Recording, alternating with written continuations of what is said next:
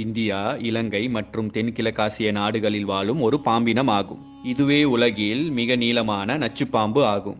இது சுமார் 12 முதல் 18 அடி வரை வளரக்கூடியது. பொதுவாக அடர்ந்த காட்டுப்பகுதிகளில் வாழும் ராஜநாகம் மற்ற பாம்புகளையே பெரும்பாலும் உணவாக கொள்கின்றன.